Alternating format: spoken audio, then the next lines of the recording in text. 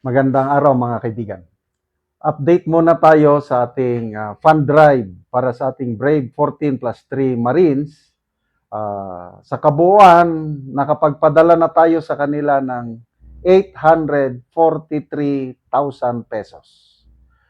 So, tuloy-tuloy lang ang pagtulong natin sa kanila dahil paparating naman ang panibagong warrant of arrest. Sa mga gustong magpadala, ito yung bagong GCash number natin, 0999-191-4876. Ang pangalan niya is Reniboy Julian. Ang address niya is Panipuan City of San Fernando, Pampanga. So, screenshot nyo na lang ito. Kaya pwede kayong magpadala sa kanya through GCash or kung taga-abroad kayo, nasa ibang bansa, pwede sa Sendwave, Palawan Express, Cebuana at iba pa. So yan po.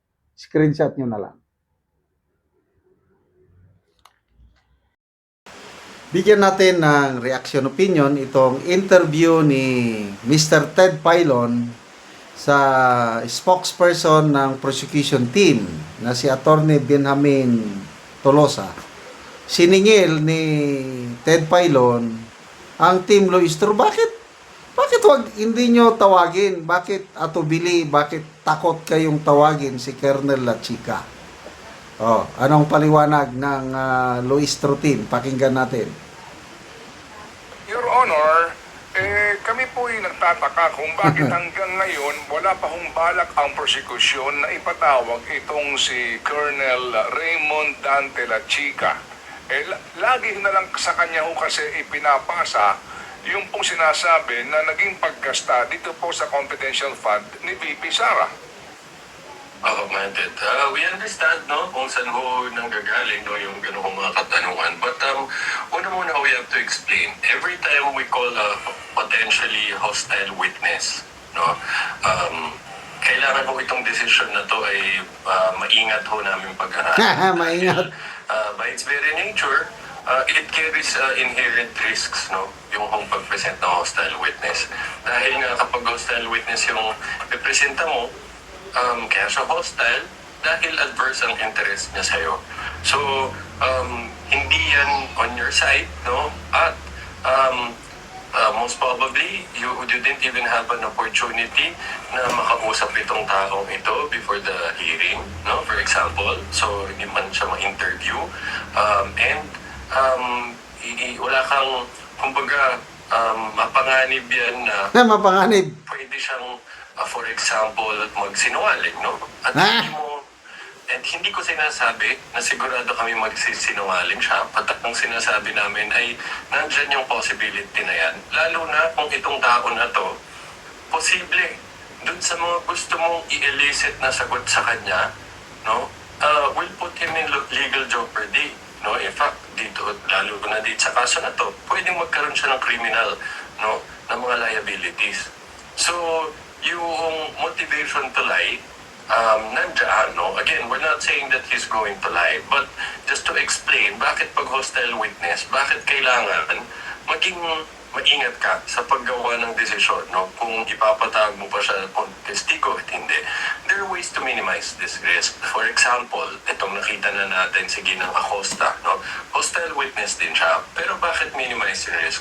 Dahil meron na tayong statements from her under oath previously, no? Na alam na natin, meron na siya, for example, pag-amin tungkol dun sa pag-utos sa kanya ng presidente, vice-presidente, na bigay ang pera kay Colonel La Chica.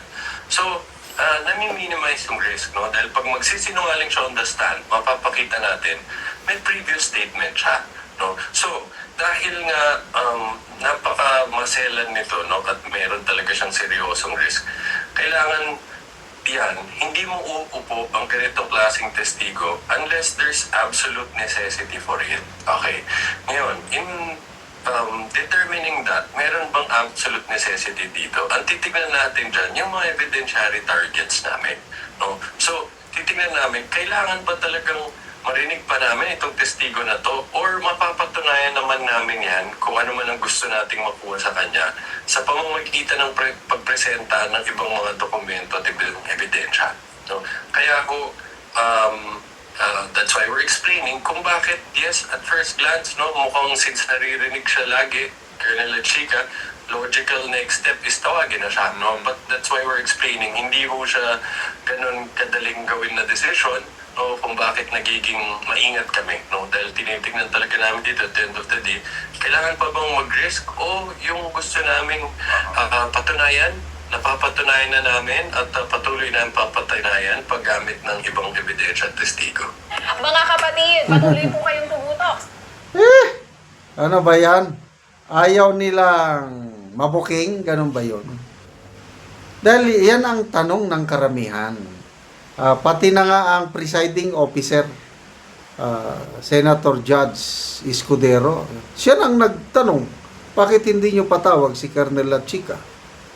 Yeah, that's the logical thing to do kung gusto nilang mailahad ang katotohanan.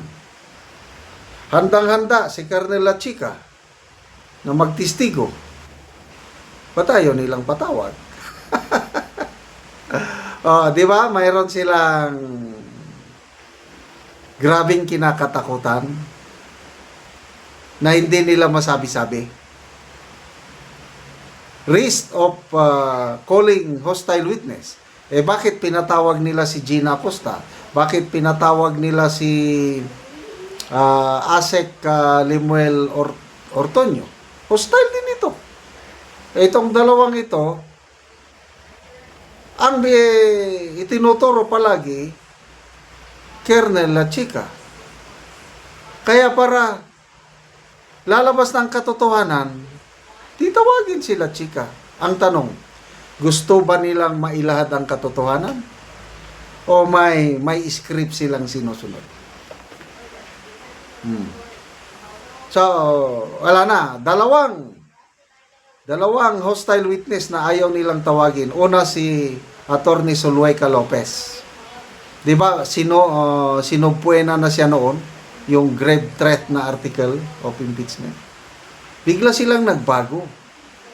Huwag na daw. Ito na ngayon si Colonel La Chica pangalawa. Up to now walang supuena. At it appears to me talagang hindi na nila tatawagin si Colonel La Chica. At ang taong bayan tayo, bahala na lang tayo mag-speculate. Ano bang rason? Natatakot silang mabulgar ang kanilang script? Salamat mga kaibigan sa inyong pagsubaybay sa channel na ito. Nakakatulong kayo ng malaki sa tribong Talandig ng Bukidnon dahil ang income natin sa channel na ito is pantulong sa tribo. Namimigay tayo ng libreng yero at pako para makapagpatayo sila ng mas maayos na tirahan. Panoorin nyo ang video na ito.